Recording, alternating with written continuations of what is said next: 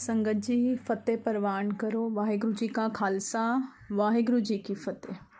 एक बार फिर आप सबका बहुत बड़ा वेलकम है दशमेश पिता फैमिली में। और हाथ जोड़ के आप एक बार फिर आप सभी को मेरी बेनती है, जिन्होंने अजय तक इस फैमिली को सब्सक्राइब नहीं किया है वो प्लीज़ सब्सक्राइब करो, लाइक करो, ज़्यादा से ज़्यादा शेयर करो, ताकि हम मिलजुल कर सिक्खी का प्रचार कर सकें।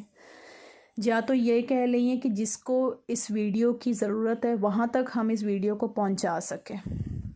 संगत जी ये वीडियो संगत जी मैंने काफ़ी टाइम से वीडियो नहीं बनाई, क्योंकि बीच में ना काफ़ी सारे मैसेजेस आ रहे थे कि हमने पाठ किया, अरदास पूरी नहीं हुई। संगत जी ऐसे मैसेजेस आ रहे थे तो बड़ा दिल दुखता है कि ये किस तरह का भरोसा है, ये किस तरह का भरोसा आप करके पाठ करते हो। संगत जी बहुत दुख होता है जब अपने गुरु पर हम इस तरह के डाउट्स करते हैं। संगत जी ये डाउट निकालने के लिए ही मैंने ये वीडियो बनाना सोचा। यहाँ पर मैं टाइम नहीं वेस्ट करते हुए संगत जी मैं अपना एक्सपीरियंस यहाँ पर शेयर करती हूँ। मैं आपको बताऊँ, ये बात है कुछ जुलाई की बात है संगत जी। इस टाइम ये बात को ना टाइम हो गया है, बट मैं रिवील अप कर रही हूँ संगत जी। ये एक रीज़न है कि मैं ये क्यों आप सबको ये बात बता रही हूँ। ये मैक्सिमम टाइम रह गया है 11th कंप्लीट होने के लिए। ये मैं जून जुलाई की बात कर रही हूँ। मैं अपने बेटे की एडमिशन के लिए गई थी संगत जी। एक्चुअली सबसे पहले मैं आपको बताऊं, जहाँ पर वो पढ़ता था, जहाँ पर उसने अपनी स्कूलिंग कंप्लीट की संगत जी, 10th तक जहाँ पर उसने कंप्लीट किया, वो कैसे था मतलब धीरे धीरे सीबीएसई कर रहे थे स्कूल को वो लोग। धीरे धीरे बोर्ड चेंज कर रहे थे। वो पहले स्टेट बोर्ड था, देन धीरे धीरे उन्होंने उसको सीबीएसई में कन्वर्ट किया। जैसे जो बच्चे पढ़ रहे हैं वो पढ़ रहे हैं, लेकिन दूसरे उन्होंने एडमिशन स्टॉप कर दी थी कि सिर्फ सीबीएसई हमको करनी है ये अभी। तो स्टेट बोर्ड के लिए उन्होंने स्टॉप कर दी थी, लेकिन ये सिर्फ स्कूलिंग के लिए तब तक था। बट ये साल क्या हुआ, उन्होंने कॉलेज को भी कन्वर्ट करना चाहा कि हम सीबीएसई में करेंगे। तो ये बात उन्होंने मतलब उन्होंने पब्लिकली बोल दी ये बात कि अब हम 11th को स्टेट बोर्ड के लिए एडमिशन नहीं देंगे, कॉलेज को हम सीबीएसई कर रहे हैं, 11th 12th हम उसको कन्वर्ट कर रहे हैं। ये बात पब्लिकली इशू हो गई, सबको पता लग गई, सब पेरेंट्स थोड़े पैनिक भी हो गए कि अचानक से ना बच्चा सीबीएसई स्टेट में पढ़ा हुआ है, एंड सीबीएसई की पढ़ाई फिर थोड़ी सी डिफ़िकल्ट होती है, उसकी अलग है सब चीज़ें। और शुरू से मतलब स्टेट में पढ़ा हुआ है तो थोड़ा सा पेरेंट्स भी थोड़ा सा नर्वस हो गए, थोड़ा पैनिक हो गए। ठीक है, ये सब तो हो रहा था। देन उस वे में मुझे चाहिए था कि घर के पास ही हमें कोई कॉलेज मिले, कि हमको ट्रैवलिंग ना करना पड़े। और साथ में पेंडेमिक चल रहा है तो अवॉइड ही करता है इंसान ट्रैवलिंग के लिए, कि अगर बाई चांस कॉलेज चालू हो जाते हैं, फ़िलहाल तो ऑनलाइन स्टडीज़ हैं, बट अगर कॉलेज चालू हो जाते हैं तो हर पेरेंट यही चाहेगा कि घर के नज़दीक हो, ताकि उसको ट्रैवलिंग ना करनी पड़े। तो इन सेम केस मैं भी यही सोच रही थी कि और जो हमने सब्जेक्ट लिया था, कंप्यूटर साइंस लेना था हम लोगों को, उस हिसाब से हमारे घर के पास सिर्फ 2 ही हमारे पास ऑप्शन थे। एक जहाँ पर वो पढ़कर निकला है, जिसको वो सीबीएसई कन्वर्ट कर रहे हैं। द सेकेंड थिंग जो है हमारे घर के पास, ठीक है, वहाँ पर हम गए, वहाँ पर ऑलरेडी पढ़ाई चालू हो गई थी, वो भी एक सीबीएसई बोर्ड था। बट ये है कि हमारे जो यहाँ जहाँ पर ये पढ़कर निकला है, वहाँ पर डायरेक्ट उन्होंने फ़ीस 1.25 लाख रुपए की हुई थी ऑल ऑफ सडन, और यहाँ पर कुछ 40,000 था। तो हम लोग यहाँ पर सोचा कि हम दूसरे कॉलेज में अप्लाई करते हैं, एटलीस्ट हमने अटेम्प्ट तो करना चाहिए, एडमिशन कैसे होती है क्या नहीं। तो वहाँ पर हमने एडमिशन के लिए जाना था संगत जी। अब यहाँ पर बात भरोसे की, मैं जो बात बताने जा रही हूँ वो बात मैं आपको बताती हूँ संगत जी। मैं बेटे की एडमिशन के लिए गई थी। और मैंने, जैसे मैं हमेशा बताती हूँ कि आप जब भी ऐसे कुछ ज़रूरी काम होता है या ऐसे इस तरह के काम होते हैं तो गुरु को साथ में लेके चला करो, ये बहुत ज़रूरी है। संगत जी, मैंने सुबह उठकर 5 सुखमनी साहब जी की हाजिरी लगाई। हाँ जी संगत जी, हाजिरी लगाई, अपने पाठ किए, अपना नितनेम के अलावा। संगत जी, नितनेम के अलावा मैंने 5 सुखमनी साहब की हाजिरी लगाई, पाठ किए, अरदास की। संगत जी, अरदास ये की कि बाबा जी मेरी बातों पे मत जाना। संगत जी, मैंने अरदास की, मेरी बातों पे मत जाना। मैंने हाजिरी लगाई है, मैंने 5 सुखमनी साहब की हाजिरी लगाई है। अगर मेरे बेटे का वहाँ पर अच्छा होना होगा तो ही एडमिशन कराना, नहीं तो मत कराना। मेरी बातों पे मत जाना। मैंने हाजिरी लगा ली, तेरे हाथों में डोर उसकी सौंप दी है, तेरे हाथों में कर दिया है, तेरे चरणों में उसको रख दिया है। जहाँ पर ठीक लगे वहाँ अपने आप ले जाना। संगत जी, ये अरदास करके मैं घर से निकली। वहाँ पर जाके संगत जी मैंने कुछ पॉलिटिकल सोर्स भी यूज़ किया वहाँ पर, लाइक जैसे कहते हैं ना, नगर सेवक को किसी को ले जाओ, है ना, वैसी एक वो भी मैंने किया। बट संगत जी, वहाँ पर मेरे बेटे की एडमिशन नहीं हुई। ठीक है, अब बड़ा वो हो गया कि भाई अब मुझे घर से दूर ट्रैवलिंग के लिए करना पड़ेगा, क्योंकि 1.25 लाख मतलब 11th स्टैंडर्ड के लिए मुझे फिजूल लगा। जैसे देखो होता है ना, लास्ट ईयर हो गया है तो इंसान बोलता है कि लास्ट ईयर ही है, कुछ अच्छा आगे होना है तो उस टाइम हम 1.25 लाख यूज़। बट ये तो बेसिक कॉलेज स्टार्ट के लिए हम 1.25 लाख लगा दे, तो मुझे मतलब ये कुछ ठीक नहीं लगा। तो मैंने कहा मुझे नवी मुंबई में जैसे और भी हैं जिनको पता होगा, जो यहीं पर रहते हैं, तो वाशी साइड में भी है, तो मैंने कहा मुझे वहाँ पर ट्राई करना पड़ेगा।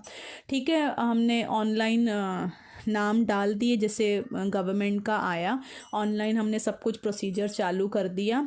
और एट द सेम टाइम वहाँ से इसके स्कूल में से संगत जी मैसेज आया कि गवर्नमेंट ने कहा है, गवर्नमेंट ने उन स्कूल वालों को कहा है कि आप CBSE कर लो, लेकिन आप पूरी क्लास CBSE नहीं कर सकते हैं, आपको स्टेट बोर्ड के लिए कुछ क्लास रखनी पड़ेंगी।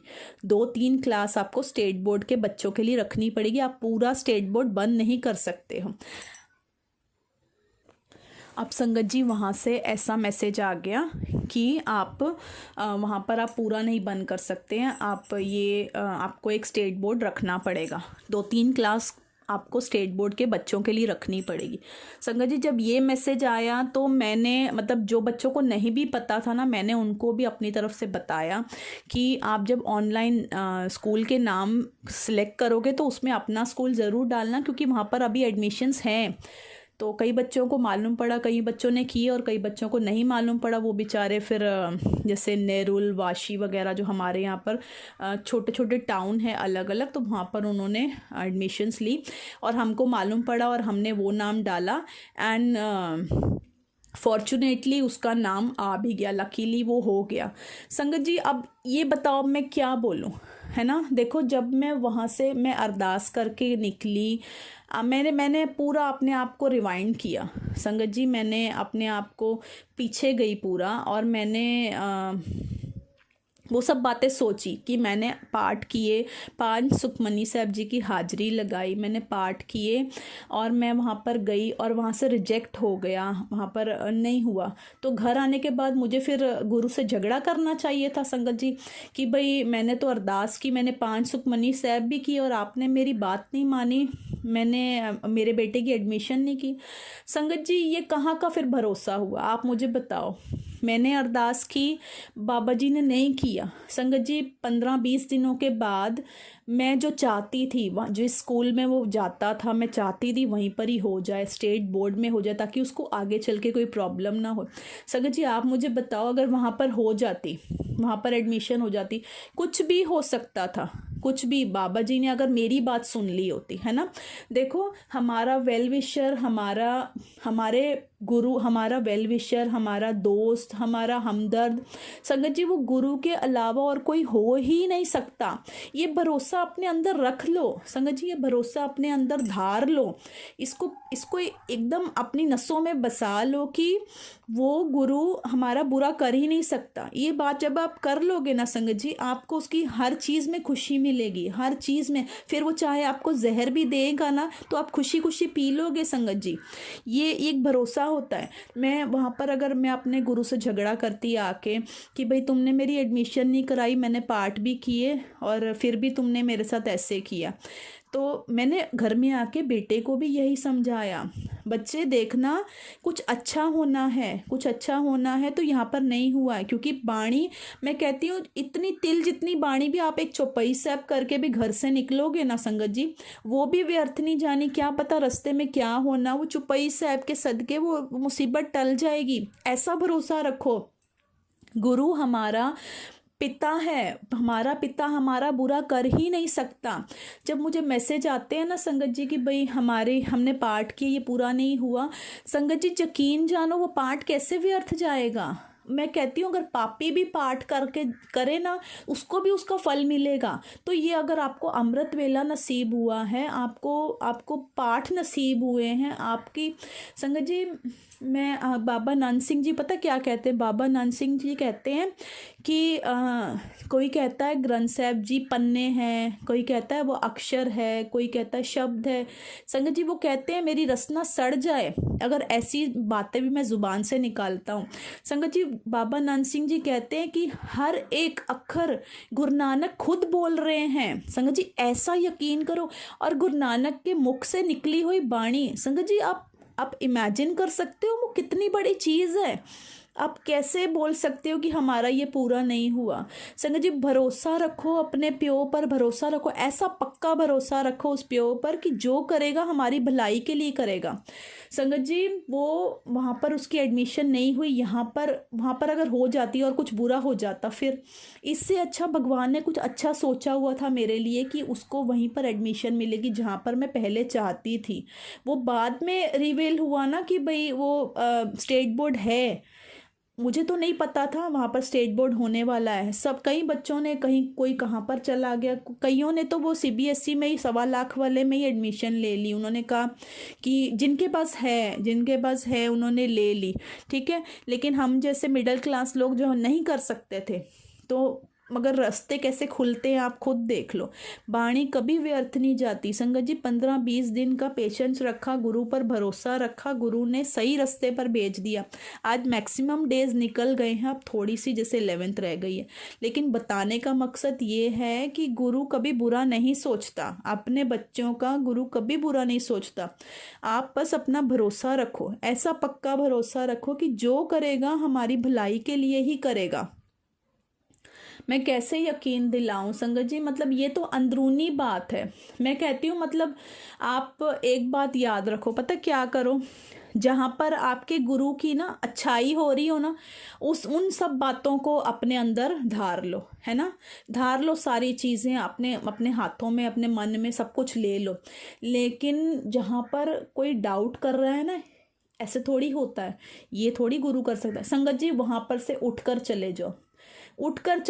वो वैसा प्यार रखो अपने गुरु के साथ, वैसा प्यार रखो कि हमारा प्यो हमारा बुरा कर ही नहीं सकता। उससे अच्छा, उससे प्यारा दोस्त हमें कभी मिल ही नहीं सकता। संगत जी ऐसा प्यार रखो उस कलगियों वाले से। संगत जी मैं कैसे बताऊं आपको, आंखें भर आती हैं जब उसकी तारीफ़ें होती हैं, आंखें भर आती हैं संगत जी।